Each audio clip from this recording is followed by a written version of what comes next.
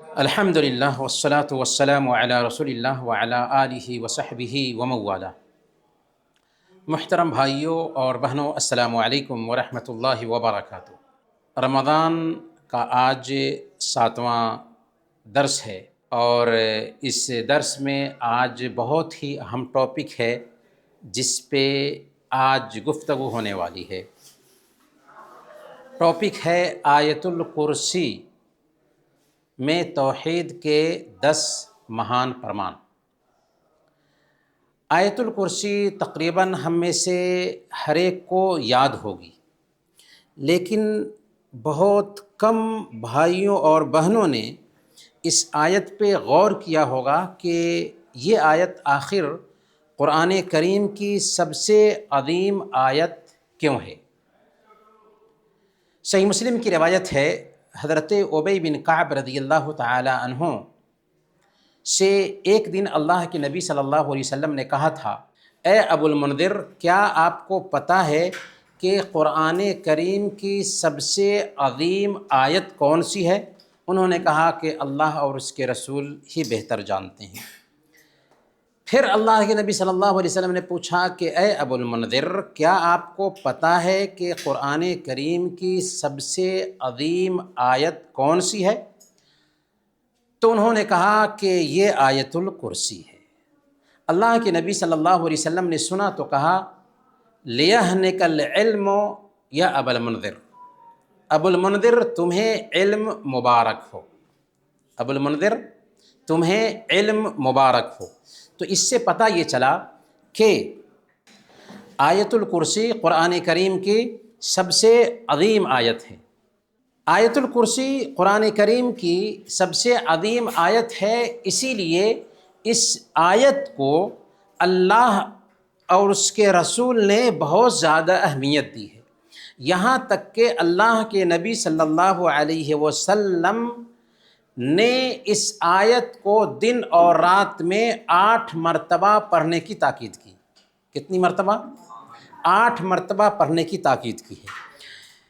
5 وقت کی نمازوں کے بعد، صبح اور شام میں، اور سوتے وقت۔ کتنی مرتبہ ہو گیا؟ 8 مرتبہ۔ 5 وقت کی نمازوں کے بعد، سنن نسائی کی روایت ہے، اللہ کے نبی صلی اللہ علیہ وسلم نے بیان فرمایا، من قرأ آیت الکرسی دبر کل صلاۃ مکتوبۃ لم یمنعہ من دخول الجنۃ الا ان یموت، جس نے ہر فرض نماز کے بعد آیت الکرسی کی تلاوت کی، اس کو جنت میں داخل ہونے سے موت کے علاوہ کوئی چیز نہیں روک سکتی۔ تو ہمیں چاہیے کہ ہر فرض نماز کے بعد آیت الکرسی کی تلاوت کرنے کا معمول بنائیں۔ معمول بنانا چاہیے یا نہیں بنانا چاہیے؟ امام ابن القیم رحمۃ اللہ علیہ نے زاد المعاد میں اپنے استاد شیخ الاسلام ابن تیمیہ رحمۃ اللہ علیہ کے بارے میں لکھا ہے کہ وہ کہتے ہیں کہ ما ترکتها عقیب کل صلاۃ، کہ میں نے آیت الکرسی پڑھنا کسی بھی فرض نماز کے بعد کبھی بھی نہیں چھوڑا۔ کون کہتے ہیں؟ شیخ الاسلام ابن تیمیہ رحمۃ اللہ علیہ۔ تو ہمیں بھی یہ وظیفہ اپنی زندگی میں اتارنا چاہیے۔ باتیں صرف سننے کے لیے نہیں ہوتی ہیں بلکہ عمل کرنے کے لیے بھی ہوتی ہیں۔ تو 5 جگہیں یہ ہو گئیں۔ 6ٹھی جگہ صبح اور شام میں۔ صبح اور شام میں اگر ہم آیت الکرسی پڑھتے ہیں تو اس کی بھی بہت اہمیت ہے۔ صحیح الترغیب و ترہیب کی روایت ہے، حضرت ابی بن کعب رضی اللہ تعالی عنہ کی روایت میں آتا ہے کہ ایک جنی نے ان سے کہا تھا کہ من قالها حین یمسی اجیر منا حتی یصبح، کہ جو آدمی رات میں اسے پڑھ لیتا ہے صبح تک مجھ سے محفوظ رہے گا، اور جو صبح میں اسے پڑھ لیتا ہے رات تک ہم سے محفوظ رہے گا۔ اللہ کے نبی صلی اللہ علیہ وسلم سے جب حضرت ابی بن کعب نے اس کا ذکر کیا تو اللہ کے نبی صلی اللہ علیہ وسلم نے کہا، صدق الخبیث، اس خبیث نے صحیح فرمایا۔ تو گویا کہ آیت الکرسی صبح میں پڑھ لیتے ہیں، شام تک شیطان سے ہم بچے رہتے ہیں، اور شام میں پڑھ لیتے ہیں تو صبح تک ہم شیطان سے بچے رہتے ہیں۔ تیسری حدیث جو یہ بتاتی ہے کہ سونے سے پہلے آیت الکرسی پڑھی جائے۔ اگر تم سوتے وقت آیت الکرسی پڑھ لو تو شیطان ہرگز ہرگز تمہارے قریب نہیں ہوگا، اور اللہ کی طرف سے تمہاری حفاظت ہوتی رہے گی۔ جب حضرت ابو ہریرہ رضی اللہ تعالیٰ عنہ نے اللہ کے نبی صلی اللہ علیہ وسلم سے اس کا ذکر کیا تو اللہ کے نبی صلی اللہ علیہ وسلم نے کہا صدقک وہو کذوب، اس شیطان نے صحیح کہا حالانکہ وہ جھوٹا ہے۔ تو گویا کہ آیت الکرسی صبح اور شام میں یا دن اور رات میں کتنی مرتبہ پڑھنے کی تاکید ہے؟ 8 مرتبہ، 5 مرتبہ فرض نمازوں کے بعد، پھر صبح اور شام میں، اور پھر سوتے وقت، کل 8 مرتبہ ہے۔ اس سے اس آیت کی اہمیت سمجھ میں آتی ہے۔ آج ہم اس آیت میں توحید کے جو 10 دلائل ہیں ان دلائل کو جانیں گے۔ سب سے پہلے آیت الکرسی کی شروعات ہوتی ہے تو اس میں کیا فرماتا ہے اللہ تعالیٰ؟ اللہ لا الہ الا ہوا، اللہ جس کے علاوہ کوئی معبود برحق نہیں۔ یہی وہ کلمہ ہے جو لا الہ الا اللہ میں بھی آتا ہے۔ ہمارا کلمہ لا الہ الا اللہ محمد رسول اللہ 2 جملوں سے مل کر کے بنا ہے۔ تو اللہ لا الہ الا اللہ یہ کلمہ طیبہ کا پہلا حصہ ہے، جس میں کیا کہا جاتا ہے؟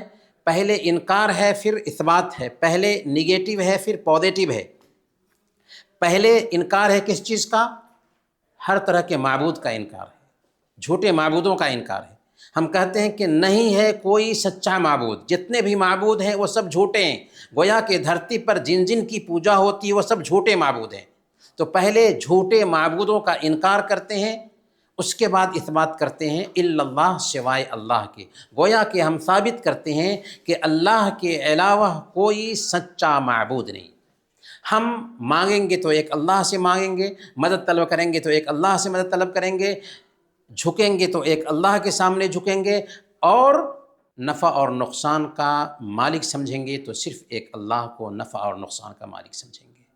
تو یہ دراصل ہم سے اس بات کی مانگ کرتا ہے، یعنی اس بات کا اقرار کہ اللہ کے علاوہ کوئی معبود برحق نہیں، یہ اس بات کی مانگ کرتا ہے کہ ہماری تمام خواہشیں اللہ کے لیے ہو جائیں، اور ہم اپنی مرضی کے بندے نہ رہیں بلکہ اللہ کی مرضی کے مطابق زندگی گزارنے لگ جائیں۔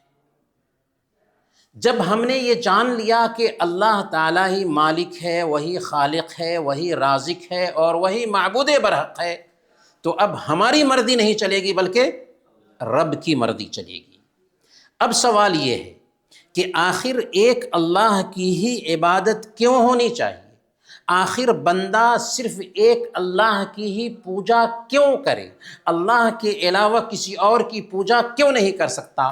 تو اس کے لیے اللہ تعالیٰ نے اس آیت میں 10 دلائل دی۔ ان دلائل کو ہم جانتے ہیں۔ سب سے پہلے نمبر پر ایک اللہ کی ہی عبادت کیوں ہوگی؟ اس لیے کہ اللہ الحی ہے، جو ہمیشہ سے زندہ ہے، ہمیشہ زندہ رہے گا۔ اس سے پتہ چلتا ہے کہ اللہ تعالیٰ کو ہی حیات حاصل ہے، جو ہمیشہ سے ہے، ہمیشہ زندہ رہے گا۔ اللہ کے علاوہ کوئی انسان بھی اس دھرتی پر نہیں ہے جس کو ہمیشگی حاصل ہو۔ اسی لیے اللہ تعالیٰ نے سورہ الفرقان میں بیان فرمایا وَتَوَكَّلْ عَلَى الْحَيِّ الَّذِي لَا يَمُوتُ، اس اللہ پر بھروسہ کرو جسے موت نہیں آتی، اس اللہ پر بھروسہ کرو جسے موت نہیں آتی۔ گویا کہ اگر ہم اللہ پر بھروسہ کریں گے تو اللہ کو موت آنے والی نہیں ہے، کسی انسان پر بھروسہ کریں گے تو بھروسہ کیے ہوئے تھے، موت آئی، سارا بھروسہ فیل۔ تو اسی لیے بھروسہ کرنا ہے رب پر، کیونکہ وہ الحی ہے۔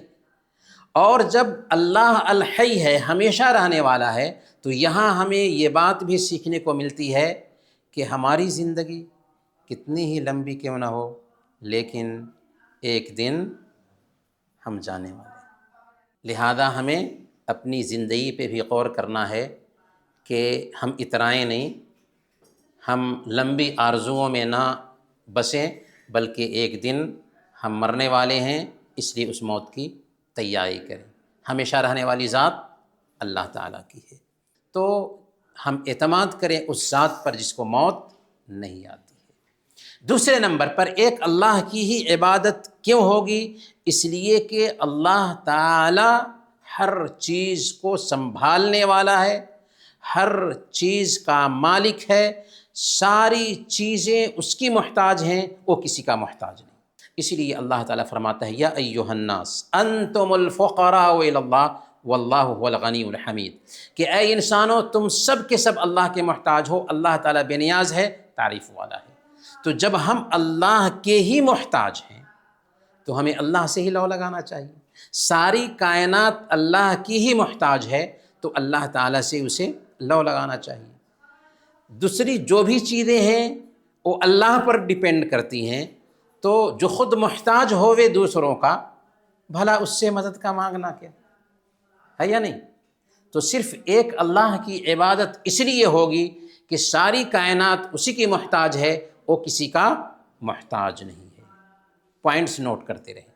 تیسرے نمبر پر صرف ایک اللہ کی عبادت اس لیے ہوگی کہ لا تأخذہ سنۃ ولا نوم، اسے نہ اونگھ آتی ہے نہ نیند آتی ہے۔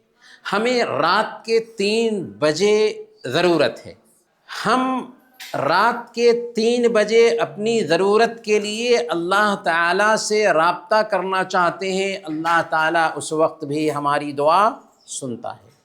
اگر بھگوان سونے والا ہوگا، اگر بھگوان کو نیند آئے گی، اگر بھگوان ایسا ہوگا جس کو کسی چیز کی ضرورت ہوتی ہے، تو 3 بجے رات میں کیسے وہ ہماری سنے گا؟ جی، تو اسی لیے جس رب کے ساتھ ہم معاملہ کرتے ہیں اس رب کو نہ اونگ آتی ہے اور نہ ہی نیند آتی ہے۔ گویا کہ اللہ کی ہی عبادت اس لیے ہوگی پہلے نمبر پر کہ وہ ہمیشہ سے زندہ ہے، ہمیشہ زندہ رہے گا۔ دوسرے نمبر پر سب لوگ اس کے محتاج ہیں، وہ کسی کا محتاج نہیں۔ تیسرے نمبر پر اسے نہ تو اونگ آتی ہے اور نہ ہی نیند آتی ہے، جو ہر وقت، ہر آن، ہر لمحہ بندوں کی نگرانی کر رہا ہے۔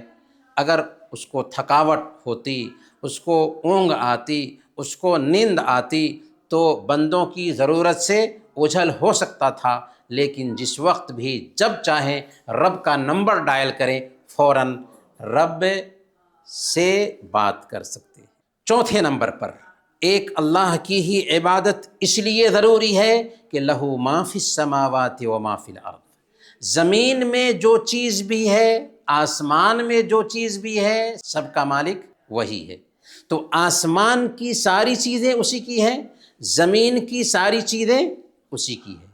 اللہ کے پاس جو کچھ بھی ہے، آسمان میں جو کچھ بھی ہے، زمین میں، سب کا مالک اللہ تعالیٰ ہے۔ جب سب کا مالک اللہ تعالیٰ ہے تو پہلے نمبر پر اس کی مانگ یہ ہو جاتی ہے کہ ہم صرف اسی کے سامنے سر ٹیکیں، ہے یا نہیں؟ جب پوری کائنات اسی کی ہے اور اسی نے ہمیں بنایا، آسمان بنایا، سورج بنایا، چاند بنایا، زمین بنائی، اور پھر ہمارے کھانے پینے کے لیے نکالا، ہمیں پیدا کیا، ہمارے ماں باپ کو پیدا کیا، تو اس کی مانگ کیا ہو جاتی ہے کہ ہم صرف اسی کی عبادت کریں۔ دوسرے نمبر پر یہ مانگ ہو جاتی ہے کہ ہم دعا صرف اسی سے کریں۔ تو اسی کے اختیار میں سب کچھ ہے تو مانگیں گے کس سے؟ اسی سے مانگیں۔ تیسرے نمبر پر اس بات کی بھی مانگ آیت کا یہ حصہ کر رہا ہے کہ ہمارے اندر بھی سخاوت آنی چاہیے۔ اللہ تعالیٰ کے پاس زمین اور آسمان کی ساری چیزوں کی کنجیاں ہیں، اور جب ہم اللہ سے مانگتے ہیں تو اللہ دیتا ہی ہے۔ تو جب اللہ نوازنے والا ہے، اللہ دینے والا ہے، اللہ کے دربار میں کسی چیز کی کمی نہیں، اور اللہ نے ہمیں بھی دیا ہے، جو کچھ بھی ہمارے پاس مال ہے کس کا ہے؟ اللہ کا ہے۔ وَآتُوهُم مِّن مَالِ اللَّهِ الَّذِي آتَاكُمْ، اللہ کے مال میں سے ان غریبوں کو دو۔ تو ہمارے اندر بھی سخاوت آنی چاہیے۔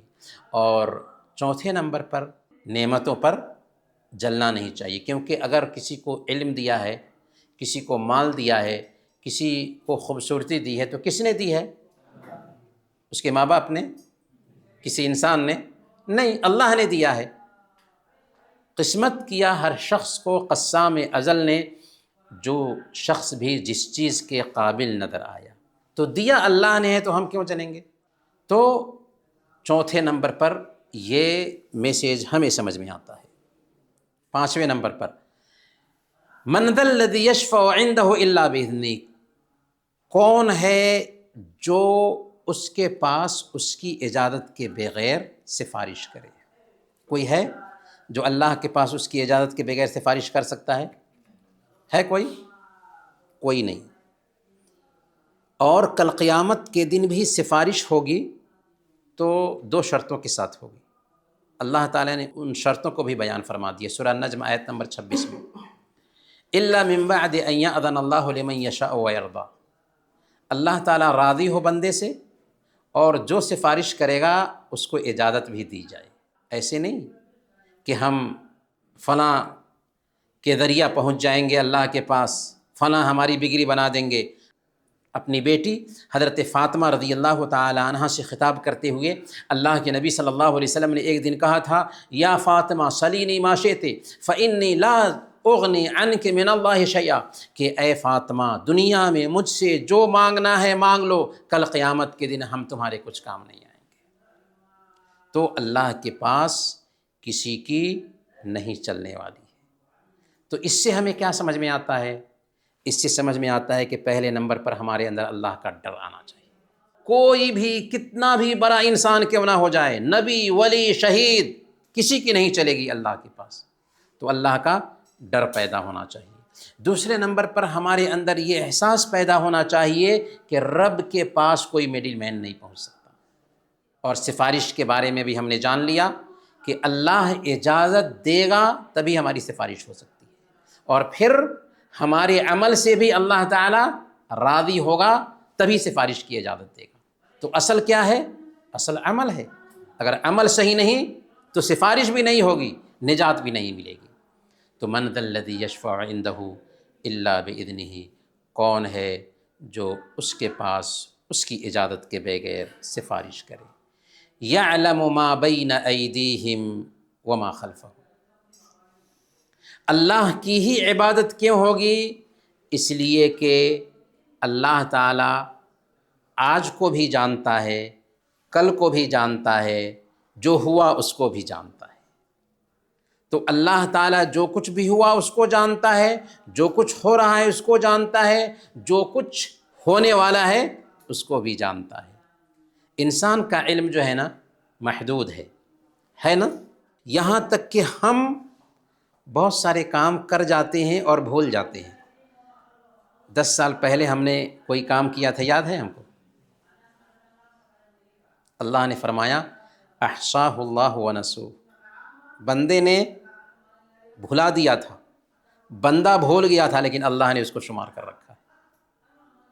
کل قیامت کے دن وہ ساری چیزیں ہمارے سامنے پلے کر دی جائیں گی، اللہ کے سامنے اس کی غیرت کو چیلنج کرتے ہیں، فرشتے اس کو نوٹ کر رہے ہوتے ہیں، کچھ بھی چھوٹے گا نہیں۔ فَمَن يَعْمَلْ مِثْقَالَ ذَرَّةٍ خَيْرًا يَرَهُ وَمَن يَعْمَلْ مِثْقَالَ ذَرَّةٍ شَرًّا يَرَهُ، جس کسی نے ذرہ برابر نیکی کی ہوگی اس کو دیکھ لے گا، اور جس کسی نے ذرہ برابر گناہ کیا ہوگا اس کو بھی دیکھ لے گا، کچھ بھی چھوٹنے والا نہیں۔ تو اللہ تعالیٰ جو کچھ بھی سامنے میں ہے، جو کچھ بھی ہمارے پیچھے ہے، سب کا علم رکھتا ہے۔ جب سب کا علم اللہ تعالیٰ رکھتا ہے تو کیا ہمیں ڈھٹائی سے اللہ کی نافرمانی کرنی چاہیے؟ کیا یہ آیت ہمیں ڈرا نہیں رہی ہے کہ تم اللہ کے پاس ہو، اللہ تجھے جان رہا ہے، اللہ تجھے سن رہا ہے، اللہ تیری نگرانی کر رہا ہے، اور اسی کے سامنے اسی کی غیرت کو پامال کرتے ہو؟ تو جو آدمی اس آیت پہ غور کرے گا، یعلم ما بین ایدیہم وما خلفہم، جو کچھ بھی ہوا، جو کچھ بھی ہو رہا ہے، جو کچھ بھی ہونے والا ہے، سب کو جانتا ہے۔ اس کے بدن میں کپ کپی طاری ہو جائے گی کہ میں نے فلاں جگہ پر اکیلے میں فلاں کام کیا تھا، اللہ تعالیٰ اس کو بھی جان رہا ہے۔ تو اب کیا ایسی حالت میں اس کو جرأت ہوگی کہ وہ اللہ کی نافرمانی کرے؟ قطعاً نہیں، وہ اللہ کی نافرمانی نہیں کر سکتا، کیونکہ اس کے اندر یہ احساس پیدا ہو رہا ہے کہ جو کچھ بھی ہوا، جو کچھ بھی ہو رہا ہے، جو کچھ بھی ہونے والا ہے، اس کو اللہ تعالیٰ جانتا ہے۔ بلکہ اس وقت بھی جب کہ ہم بات کر رہے ہیں ہماری ایک ایک حرکت سے اللہ تعالیٰ آگاہ ہے، بلکہ آیت کا یہ حصہ ہمیں دراصل اس بات کا سبق دے رہا ہے کہ ہمیں چاہیے کہ اکیلے میں بھی اللہ کی نافرمانی سے بچیں۔ کیوں؟ اس لیے کہ ہم کوئی نافرمانی کرتے ہیں تو چھپ کر کرتے ہیں، انسانوں سے تو چھپ سکتے ہیں لیکن رب سے چھپ نہیں سکتے۔ وَلَا يُحِيطُونَ بِشَيْءٍ مِّنْ عِلْمِهِ إِلَّا بِمَا شَاءَ، اور انسان اللہ کے علم میں سے کسی بھی چیز کا احاطہ نہیں کر سکتے سوائے اس کے جو اللہ چاہے۔ اللہ جتنا چاہتا ہے اتنا ہی بندوں کو علم دیتا ہے۔ ہمارے پاس جو علم ہے یہ علم دراصل اللہ تعالیٰ کا دیا ہوا ہے۔ انسان چاند پر چڑھ گیا، یہ علم اللہ تعالیٰ کے علم کی بنیاد پر ایسا ہو سکا ہے۔ تو انسان کے پاس جو بھی علم ہے یہ دراصل اللہ تعالیٰ کا عطا کیا ہوا علم ہے۔ اس لیے ایک بندے کو چاہیے کہ اللہ رب العالمین کے سامنے جھک جائے، اللہ رب العالمین سے لو لگائے۔ اسی لیے حضرت خضر علیہ السلام جب حضرت موسیٰ علیہ السلام کے ساتھ جا رہے تھے تو حضرت موسیٰ علیہ السلام سے حضرت خضر علیہ السلام نے جب کشتی میں سوار تھے دونوں تو دیکھا ایک پرندے کو جو سمندر میں چونچ مار رہا ہے۔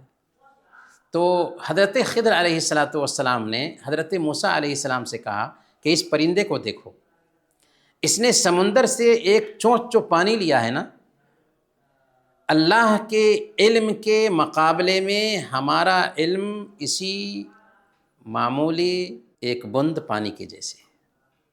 وَلَوْ أَنَّ مَا فِي الْأَرْضِ مِنْ شَجَرَةٍ أَقْلَامٌ وَالْبَحْرُ يَمُدُّهُ مِنْ بَعْدِهِ سَبْعَةُ أَبْحُرٍ مَا نَفِدَتْ كَلِمَاتُ اللَّهِ، اگر زمین پر جتنے بھی درخت ہیں ان سارے درختوں کا قلم بنا دیا جائے، اور زمین پر جتنے بھی سمندر ہیں ان سارے سمندروں کی روشنائی بنا دی جائے، اور 7 سمندر اور ہوں، 7 تہ اور ہوں، اور ان قلموں سے اللہ تعالیٰ کے علم کو لکھا جائے تو قلم گھس جائیں گے، روشنائی ختم ہو جائے گی، اللہ کا علم ختم نہیں۔ جب اللہ تعالیٰ دنیا کی ہر چیز کا علم رکھتا ہے، یہاں تک کہ وَمَا تَسْقُطُ مِنْ وَرَقَةٍ إِلَّا يَعْلَمُهَا، جنگل میں گرنے والے پتے کا بھی اللہ تعالیٰ علم رکھتا ہے، تو کیا ہمارا علم نہیں رکھتا ہے؟ غیب کی 5 کنجیاں ہیں جو صرف اللہ کے پاس ہیں، اللہ کے علاوہ اور کوئی ان غیب کی کنجیوں کا علم نہیں رکھتا۔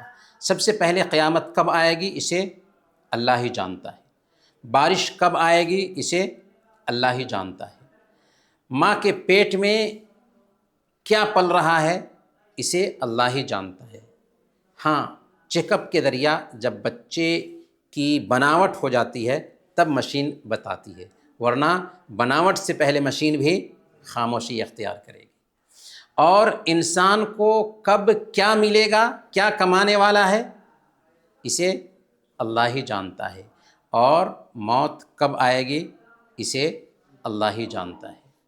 جب بات یہ ٹھہری کہ ہر چیز کا اللہ کے پاس علم ہے، جو کچھ ہوا اس کو بھی جانتا ہے، جو کچھ ہو رہا ہے اس کو بھی جانتا ہے، جو کچھ ہونے والا ہے اس کو بھی جانتا ہے، تو ہمیں کیا کرنا چاہیے؟ نافرمانی کرنی چاہیے رب کی؟ اکیلے میں چلے گا؟ کوئی تو نہیں دیکھ رہا ہے، اللہ دیکھ رہا ہے، وہ سن بھی رہا ہے، اس کے فرشتے نوٹ بھی کر رہے ہیں، یہاں تک کہ ہمارے اعضاء بھی کل قیامت کے دن گواہی دیں گے، یہاں تک کہ یہ دھرتی بھی گواہی دے گی۔ 4 طرح کی نگرانی ہے رب کی، پھر بھی ہم جرأت کریں گے دروازہ بند کر کے رب کی نافرمانی کرنے کی؟ تم غلط کام کر رہے تھے، تمہاری ماں آ گئی، تمہاری بہن آ گئی، تمہارا کوئی رشتہ دار آ گیا، پانی ہو گئے، رب دیکھ رہا تھا، اس سے شرم نہیں آئی؟ فرشتے نوٹ کر لیے، شرم نہیں آئی؟ آدھا و جوارے کل قیامت کے دن ساری مخلوق کے سامنے میں گواہی دیں گے، اے اللہ اس بندے نے فلاں دن فلاں جگہ پر ایسا کیا تھا، شرم نہیں آتی؟ یہاں تک کہ یہ دھرتی بھی کہے گی کہ اللہ اس بندے نے فلاں جگہ پر ایسا ایسا کیا تھا۔ وسع کرسیہ السماوات والارض، اللہ تعالیٰ ہی کی عبادت کیوں ہوگی؟ اللہ کے علاوہ کسی اور کی عبادت کیوں نہیں ہو سکتی؟ اس لیے کہ اس کی کرسی آسمان اور زمین دونوں کو سمائے ہوئی۔ اللہ تعالیٰ کی کرسی، حضرت ابن عباس رضی اللہ تعالیٰ عنہ نے بیان فرمایا کہ کرسی جو ہے اللہ تعالیٰ کی، یہ اللہ تعالیٰ کے پیر رکھنے کی جگہ ہے۔ تو اللہ تعالیٰ کے پیر رکھنے کی جو جگہ ہے وہ آسمان اور زمین سب کو سموئی ہوئی ہے۔ اور اللہ تعالیٰ کہاں ہے؟ عرش پر ہے۔ تو عرش کے مقابلے میں کرسی جب اتنی عظیم ہے تو عرش کتنا مہان ہوگا، کتنا مہان ہوگا۔ اسی لیے ساتوں آسمان اور زمین کرسی کے سامنے بس اتنے چھوٹے ہیں جیسے ایک بڑے ریگستان میں پڑی ہوئی ایک چھوٹی سی انگوٹھی۔ بڑے ریگستان میں ایک چھوٹی سی انگوٹھی ہو تو ریگستان میں اس انگوٹھی کا کوئی اعتبار ہوتا ہے؟ اللہ کے نبی صلی اللہ علیہ وسلم نے بیان فرمایا، حضرت ابو ذر رضی اللہ تعالیٰ عنہ کے پوچھنے پر، کہ ساتوں آسمان اور ساتوں زمین کرسی کے سامنے اتنے چھوٹے ہیں جیسے ایک بڑے ریگستان میں چھوٹا سا رنگ ہو۔ تو عرش کا کیا حساب ہوگا، سوچ سکتے ہیں؟ تو اس سے ہمیں اللہ کی مہانتا سمجھ میں آتی ہے۔ یہ کرسی کی بات ہے، تو اللہ کے عرش کی بات سوچ سے پرے ہے۔ اللہ کی مہانتا کے سامنے میں سر دھنتے رہ جائیے، اللہ کی مہانتا کو ہم سمجھ نہیں پائیں گے۔ وَلَا يَؤُودُهُ حِفْظُهُمَا، اور آسمان اور زمین کی حفاظت اسے نہیں تھکاتی۔ یعنی ایسا نہیں ہے کہ آسمان کی حفاظت اور زمین کی حفاظت کرنے میں اس کو تھکاوٹ لاحق ہوتی ہو، نہیں، بلکہ آسمان اور زمین کی حفاظت بغیر تھکے ہوئے وہ کر رہا ہے۔ تو جب آسمان اور زمین کی حفاظت کر رہا ہے، ہماری بھی حفاظت کر رہا ہے نا، تو ہم اللہ کی حفاظت کر رہے ہیں۔ سوچنا چاہیے نہیں سوچنا چاہیے؟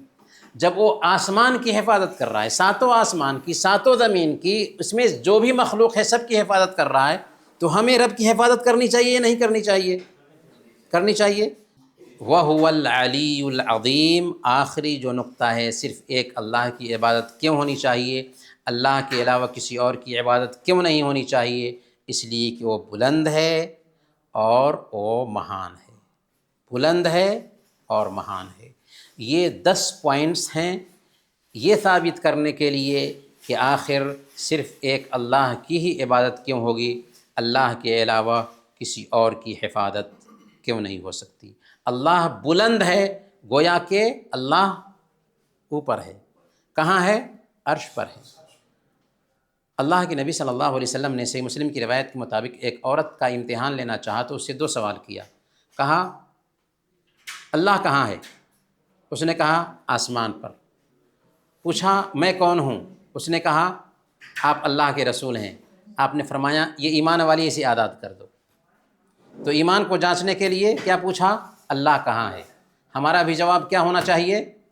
اللہ عرش پر ہے۔ اللہ ہر جگہ نہیں، ہر دل میں نہیں، بلکہ اللہ عرش پر ہے۔ تو میرے بھائیوں اور بہنوں، یہ سورہ ہمیں یہ سبق دے رہی ہے کہ ہم اللہ کے تعلق سے اپنے رویے پر غور کریں۔ جب اللہ تعالیٰ ہمیں دیکھ رہا ہے، ہماری نگرانی کر رہا ہے، ہمیں جان رہا ہے، ہماری حفاظت کر رہا ہے، تو ہم کیا رب کی نافرمانی کریں گے؟ کیا رب کے احکام کو اپنی زندگی میں نہیں اتاریں گے؟ اللہ تعالی ہم سب کو اسی توفیق عطا فرمائے۔ آمین وصلی اللہ علی نبینا محمد وعلی آلہ وصحبہ اجمعین.